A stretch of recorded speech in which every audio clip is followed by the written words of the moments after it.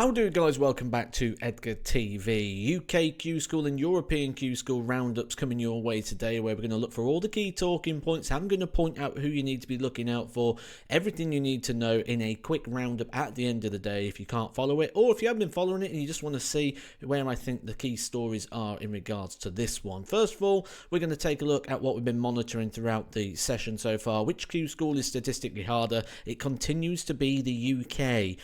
Day 1, Day 2 and Day 3 all giving you a 6-point average difference between the two.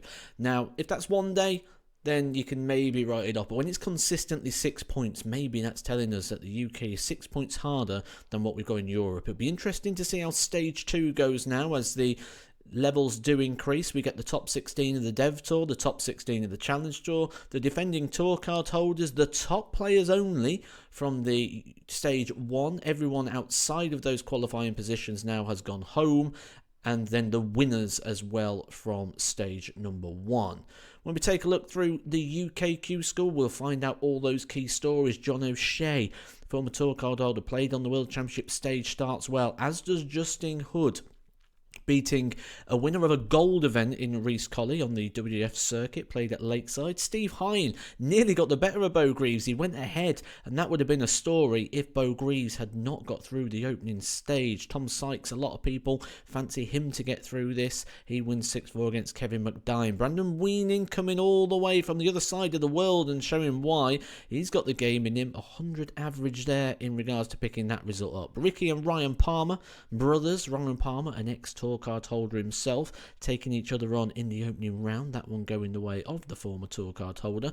Simon Whitlock was dwelling in the 60s for parts of this game, really did struggle but got through to round number 2. Now remember, round number 2's not where the points are. The points come through in round 3, the last 32 stage, where Cam Crabtree's not going to be going. He lost to Jack Tweddle, two very highly regarded players there, maybe showing each other a little bit too much respect. Shane McGurk commanded a lot of respect coming into this after winning the WDF World Championship. Near 95 average, going down by a leg. Taylor Greaves, the brother of Bo, picking up a 6-3 win, meaning the Greaves family both going through into stage number 2. Keegan Brown, former Youth World Champion and also tour card holder, going down 6-0. Aaron Monk also coming off the tour, going down 6-0 to Fallon Sherrick, who put in a monstrous average of nearly 100. She really is producing some of the goods at this year's Q School, maybe better than she has done in the past before. Mark McGeeney was one of the real standout performers as well of the opening stage of Q School. Did play yesterday, which I found was a little bit strange, but has started very, very well here. Got in a bit of a battle as well, so it's always one of the things. It's impressive to win, but if you can win in a battle, shows real quality and fighting quality as well. Mark McGeeney could be one to watch this year at Q School. So if you're in this block, you've got a chance at Q School, I believe, and certainly these players exceeding that block in regards to the averages. Ryan O'Connor probably wasn't a popular choice there, beating Mervyn King. Loads of people want Mervyn King to get back on the tour. I am one of those myself. And Ryan O'Connor, very, very good performance here, running over 107 for the majority of that game. Graham Hall beating Ted Everts in a bit of a local derby. No laughing matter for Lee Evans, who won 6-5 against Jack Tweddle, who was, again, a popular selection for many. Bradley Brooks continues to play extremely well against Greaves. That is Taylor Greaves, not Bo Greaves. And Mike Warburton gets a slice of the action. It's a comfortable 6-0 win there over Ryan Palmer. Last 32, as we say, the players down the right-hand side have all got themselves 1 point. That includes Fallon Sherrick, Simon Whitlock, of the more notable names who go out at this round, but do get something for their troubles today. The players down the left-hand side, they will get 2 points. And there's some good performances. Graham Hall, once again, we've just talked about his performance in the previous round. Bradley Brooks, really good once again. He is one to keep an eye on because he was exceptional in stage 1 and he's exceptional again now, just peaking at the right time of year. Adam Lipscomb, though, for me, a story I'm really keeping an eye on and enjoying. He was on his way home. He thought it was done. David Pallett then pulling out. Obviously, he doesn't want to get a tour card, would prefer to play on the Challenge Tour, and with that, Adam Lipscomb got the call to say, you can play in Phase 2, pal, and he's through now to the last 16. Imagine if he gets a tour card. That will be some story.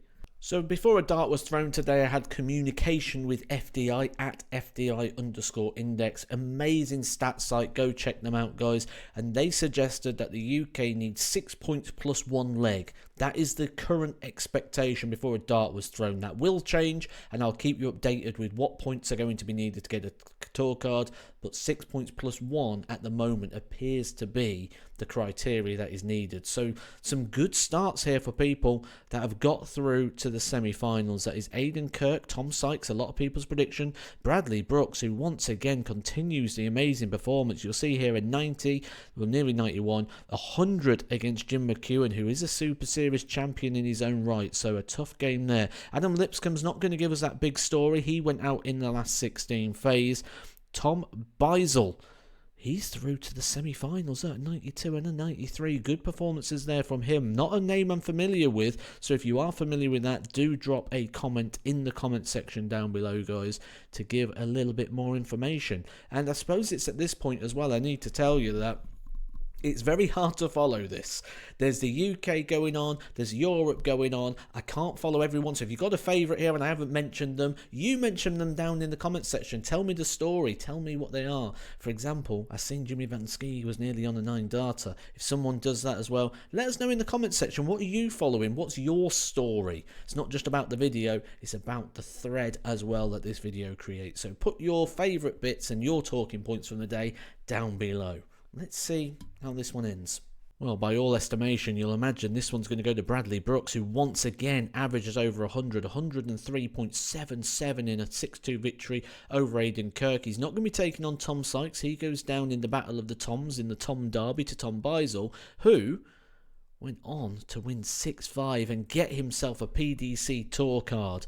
Tom Beisel, for the first time in his career, picks a PDC Tour card. Bradley Brooks, very much nearly there, just needs a little bit more, and he will be having himself a PDC Tour card. What do you know about Tom Beisel, guys? Let us know in the comments. I'm certainly going to have a good little bit of research now on Tom. A completely new name for me. This is what Q School's about, making that dream for players who aren't just coming off the tour, and who knows how far Tom Beisel could go. Certainly when you look at the numbers, he suggests it could go very strong. Bradley Brooks, you'd think, will get through if he continues the way he is. I can't see him not winning a day, never mind using the Order of Merit. Top 9 players on the Order of Merit will get through. For now, that's all we can really talk about, because that Order of Merit hasn't really taken shape yet. It will take shape over the next 3 days. It's a 4-day event. Anyone who's lost is now back in.